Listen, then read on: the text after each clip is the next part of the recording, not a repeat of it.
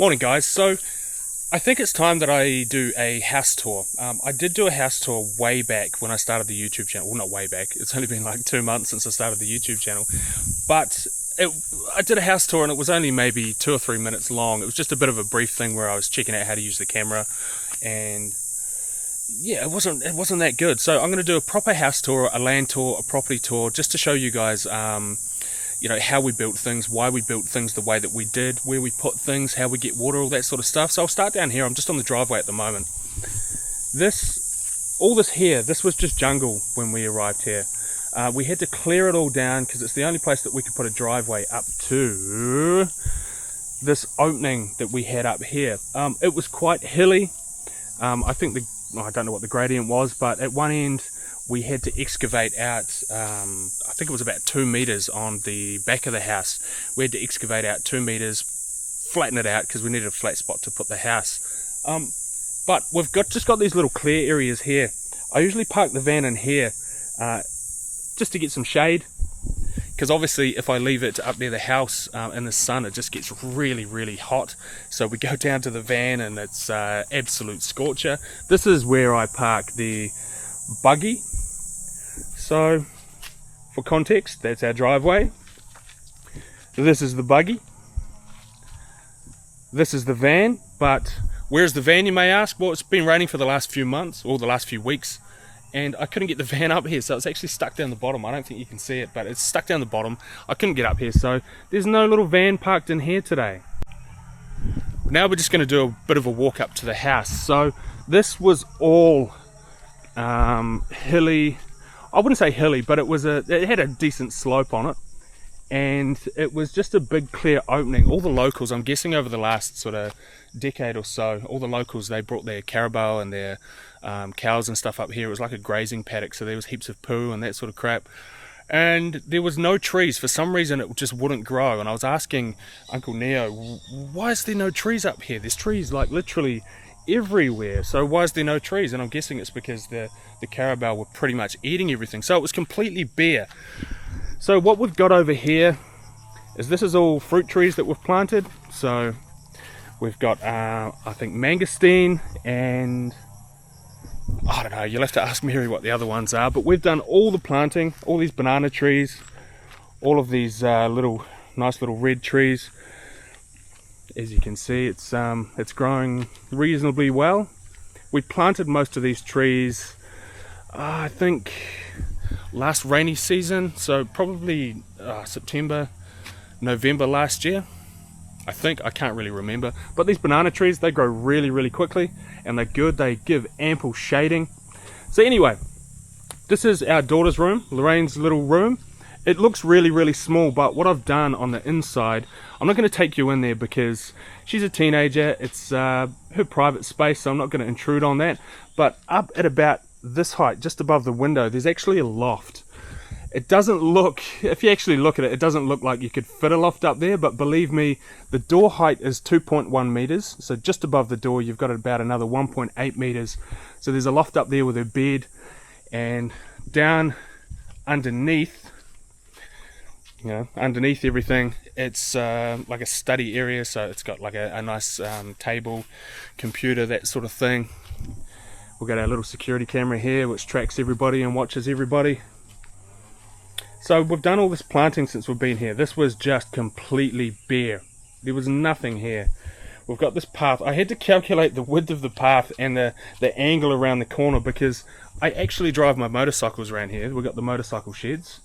If we walk through here, we've got the motorcycle shed, we've got the XSR and that one.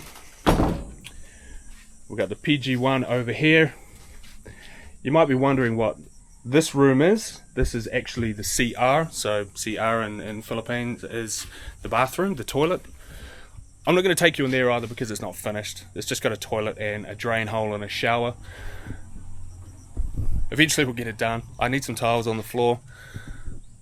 But this is our beautiful garden. All the concrete is hollow blocks.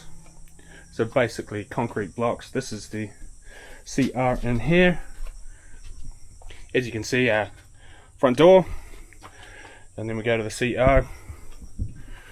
beautiful little spot. It's really nice and shady in here too, which is really good. We've got the nipa veranda covering the front door. So this is how much we've had to excavate out. That's about 1.5 meters high, and that was all the way down. So we just had to clear this whole area. We've installed a whole lot of big drains. They're 120mm drain pipes, because when it rains, as you can imagine, all the water flows all the way down here and boom.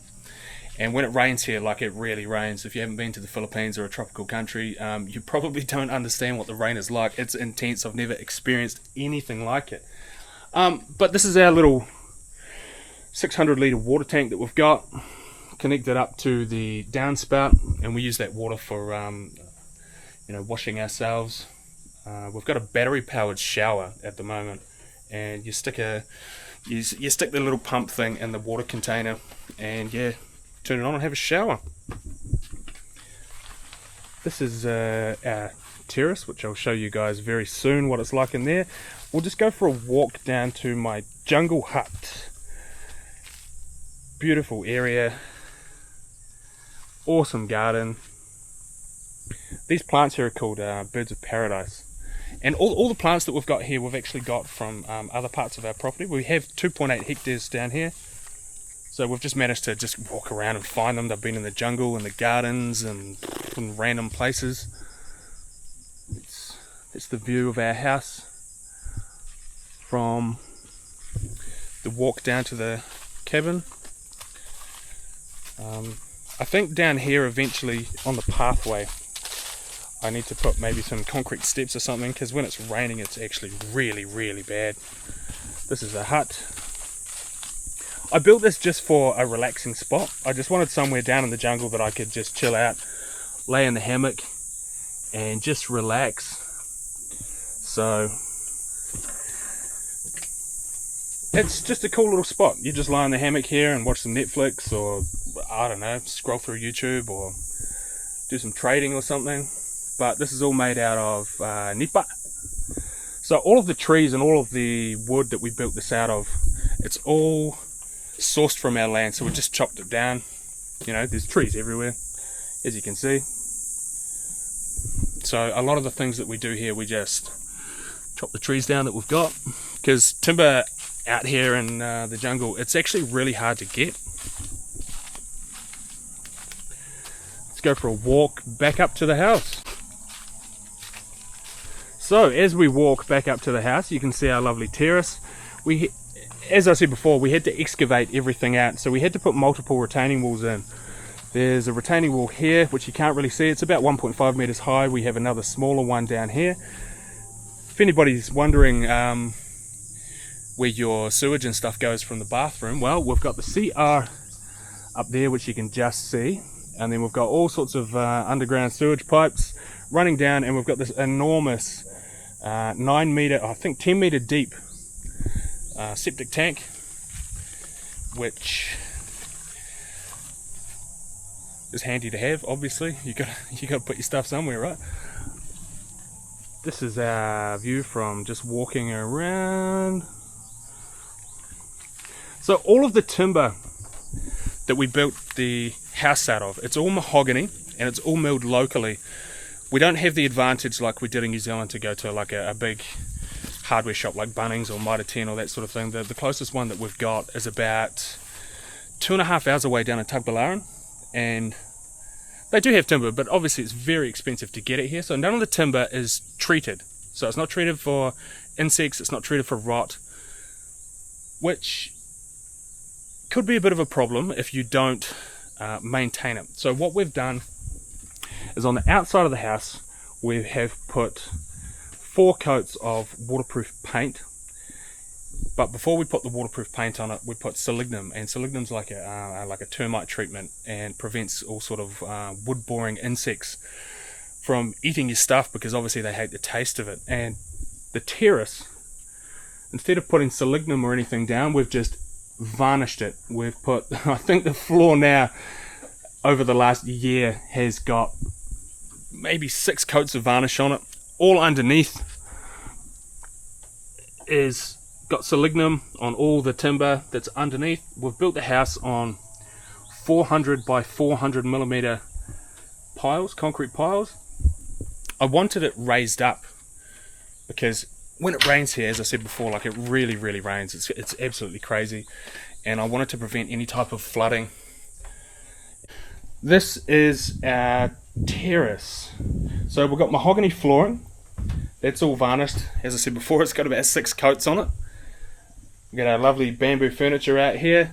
I've just been in the process of making this little like breakfast bar type area.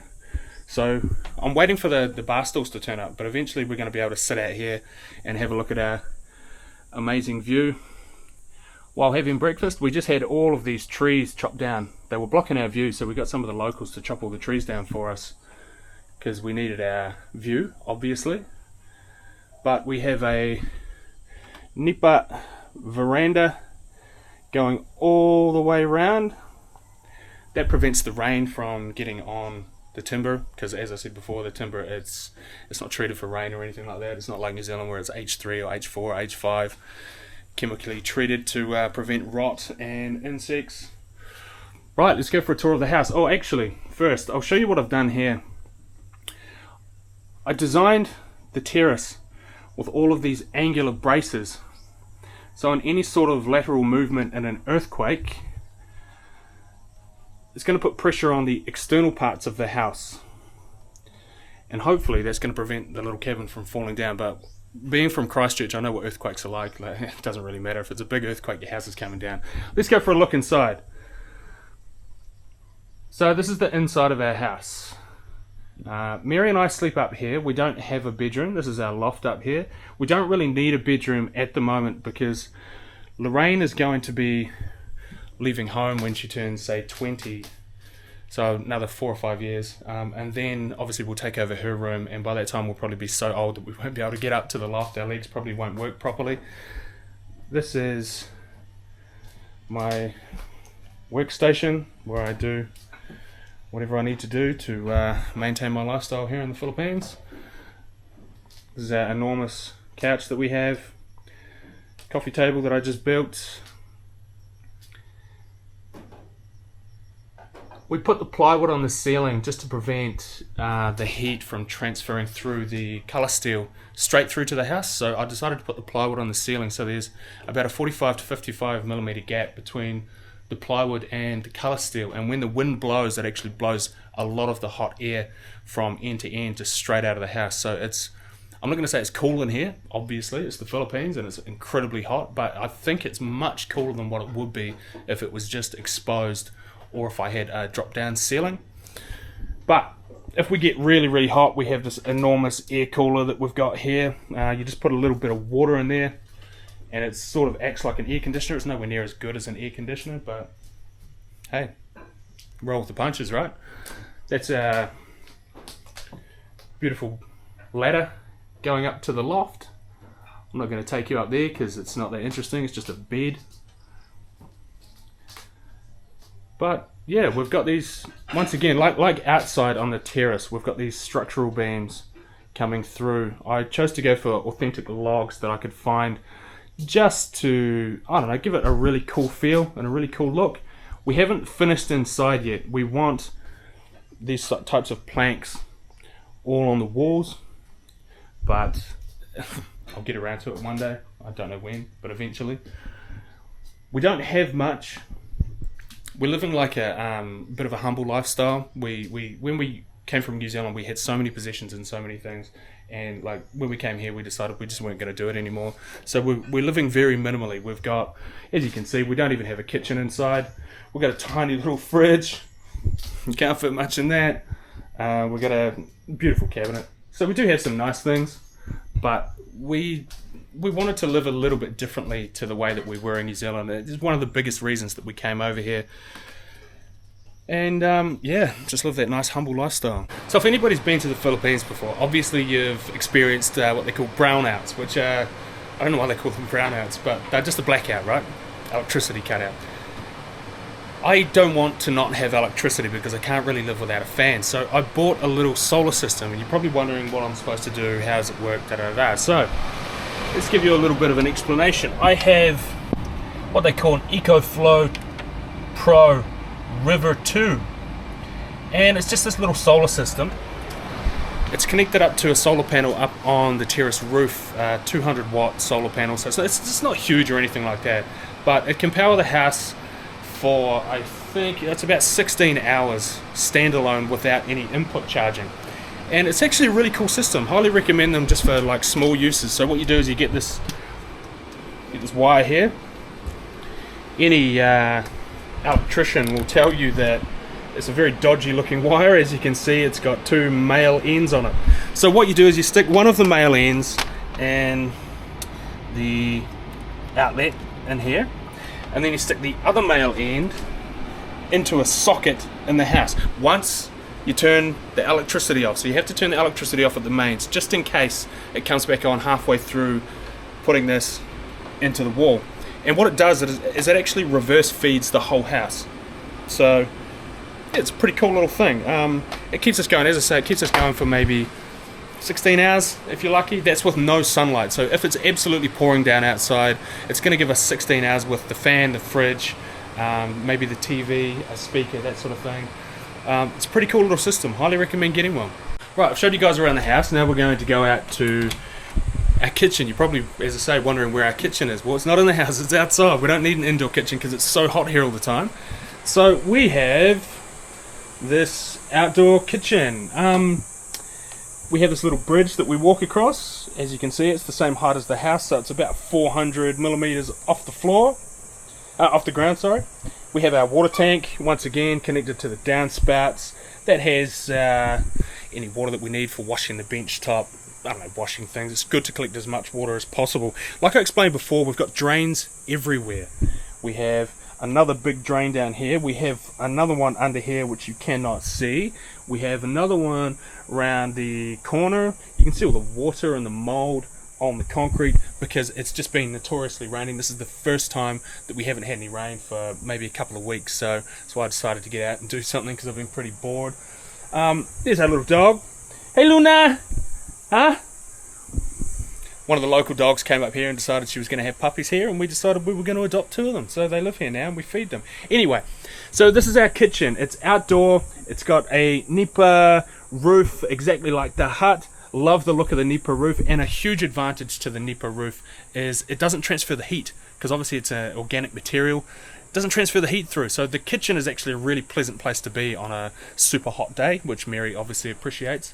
You don't want to be cooking food and, I don't know, hanging out in the kitchen if it's crazy hot in there. We have these lovely bamboo slats on the back of the wall which keep a little bit of the wind out. Doesn't really get much wind up here, as you can see by these huge trees we have all along the back of the property. Right, so the kitchen, when we did the kitchen and we built the kitchen, it was kind of a rush. We were a little bit of a situation where things were going in a sort of a strange direction, and we needed to rush to get the kitchen done because we needed somewhere to cook. And in the rush, I spent most of my time designing the house and drawing all the drawings for the carpenters to follow for the house, and I didn't really design the kitchen very well, so it needs a lot of improvements and it's far from finished. But it's all just concrete. We've got a little cooker over here. This is a big steel box. Steel, yes, you need a big steel box, especially if it's outside. It keeps the rats out, it keeps the monkeys out, keeps the dogs out, keeps the animals out. If you're going to store anything in there like fruit or anything like that, you need something that the outdoor animals can't eat through. So there's a big steel box which we keep all the the perishables that we're only going to have for a few days. We keep them in there. We have an outdoor gas oven so we can cook some traditional New Zealand pies or pizzas. As I say, guys, like, it needs a lot of improvement. We need tiles on the top here. We need to, I guess, make a bigger space for, you know, multiple gas burners. Sometimes though, this little space here is actually really good because sometimes, like, if we run out of gas, so we've got a big gas bottle, if we run out of gas we can pull that out and you can put in a little steel frame and put a fire in there, and then you can cook off wood because we have so much wood around here it doesn't really matter. But this is the kitchen. Awesome view from the kitchen, as you can see. So it's the terrace over here, the house obviously. Got some chickens running around in the bushes at the moment. This is our backyard. Eventually out in the backyard, once these coconut trees all around here, once they've all grown, they're going to come up and they should provide a whole lot of shade over this area. So I'm thinking maybe a small pool, not a spa pool because it's too hot for a spa pool, but maybe a small pool or something. Eventually we will have, I'll just stand back, eventually we'll have some steps here. This is the main dog that lives here. We'll have some steps here and a path over to the chicken coop. It was a vegetable garden, but the vegetables weren't growing because it was raining too much, so we put the chickens in there temporarily. And that is the kitchen. All of the lighting in the kitchen, all of the lighting is all solar, so we can always cook. If there's a brownout, we can cook. If the gas runs out, we can cook.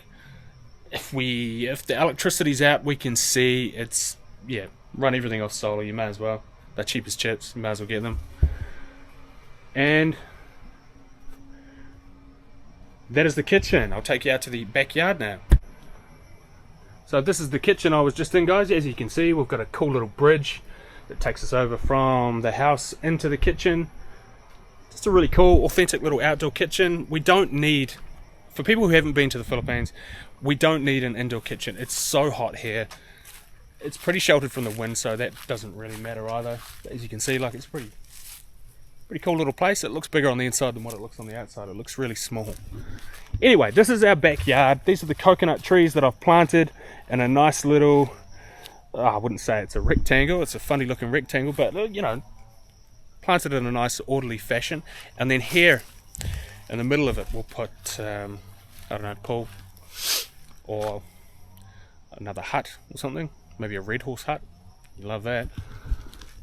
Anyway, kitchen, terrace, house, big chicken coop. So the chicken coop was made out of all the locally sourced trees that we chopped down, and as you can see, the trees have started growing again, which is good. I mean, it's a growing chicken coop.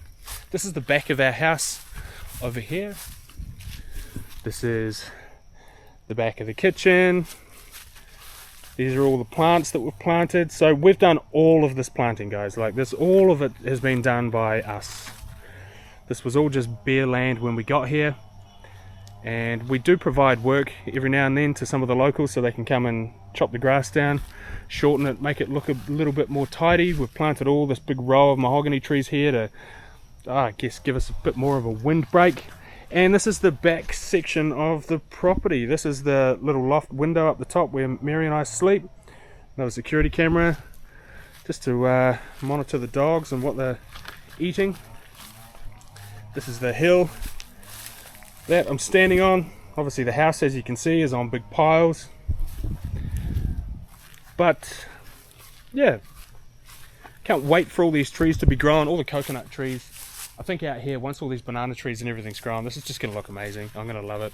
I love it already, but I'm going to love it. But that's the back of our daughter's room, and this is the little nipa lean-to for the motorcycle.